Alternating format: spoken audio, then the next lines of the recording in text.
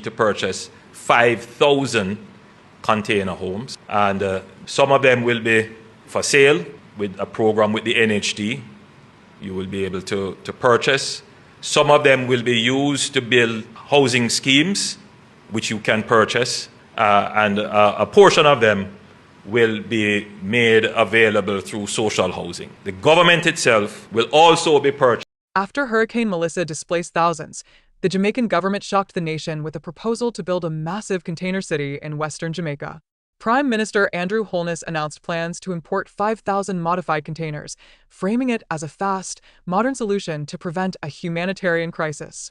But the scale and speed of the plan caused immediate public concern, with many fearing this isn't just temporary shelter, but the beginning of a long-term housing experiment.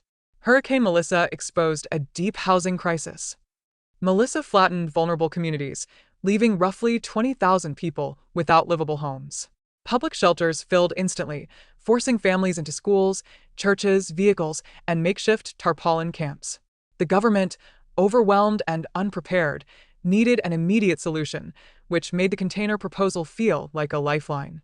Yet the disaster also exposed deep, decades-old weaknesses in Jamaica's housing system, raising questions about whether this plan is emergency relief or a rushed replacement for real rebuilding. Holness' announcement raises more questions than answers. Holness emphasized creating organized, structured communities instead of short-term shelters, wording that made many Jamaicans fear the city would become permanent. Key details were missing. Where will the city be built? How long will families stay there? Who approved the plan? Will residents ever receive permanent homes? Critics argue that once a fully serviced community is built, with roads, water lines, sewage, and electricity, it will be nearly impossible to dismantle. Why 5,000 containers, a hidden long-term shift? The government chose 5,000 units based on assessments showing over 20,000 displaced people, but experts say it signals a deeper shift toward modular, low-cost urban development. Container cities are used in refugee crises and war zones, but Jamaica has never tried anything at this scale. Critics warn that this approach could quietly introduce a new class of low-income housing, steelbox communities that become permanent simply because the infrastructure won't be removed. Public backlash and fears of segregation. The reaction has been fierce. Jamaicans worry the container city will become another temporary settlement that lasts for decades. Residents in western Jamaica feel singled out, asking why the project isn't island-wide. Activists argue it could create geographic segregation, an isolated district of vulnerable people who lose political power once they're placed in containers. The fear is that Melissa victims could end up trapped in low-quality housing the government can easily ignore. Safety, heat, and international influence concerns. Jamaica's extreme heat makes metal containers potentially dangerous without proper insulation and ventilation. Space is tiny, cramped, and nothing like a normal Jamaican home. Families could struggle for months or years. There are also whispers of foreign pressure, international partners offering surplus modular units and pushing Jamaica toward a model that benefits them financially. Combined with the NHD diverting funds to buy containers, with little transparency, watchdogs warn this could become one of Jamaica's largest, least scrutinized housing expenditures. The stakes for Western Jamaica, lifeline or long-term trap? If built, the container city will reshape Western Jamaica by concentrating thousands of displaced families into a dense, engineered settlement. With the region already facing unemployment, weak infrastructure, and crime, critics fear the container city could worsen social and economic issues. Without a clear timeline or transition plan, it risks becoming a permanent symbol of inequality, Jamaica's new poorhouse. The final question facing the country is, will the container city be a temporary rescue or a long-term trap? The answer depends on transparency, oversight, and whether Jamaicans demand real housing afterward.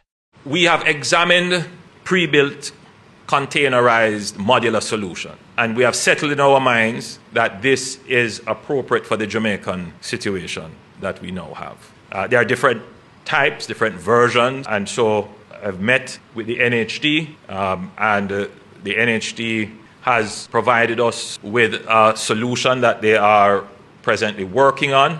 At a later stage, we'll go into more details, but the plan is for, in the initial phase, for the NHD to purchase 5,000 container homes, and some of them will be for sale with a program with the NHD. You will be able to purchase.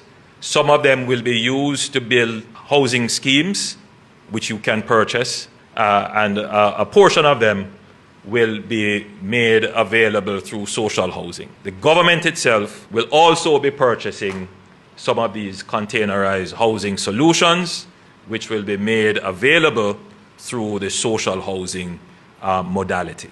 So effectively, we have to do a rapid deployment of housing solutions.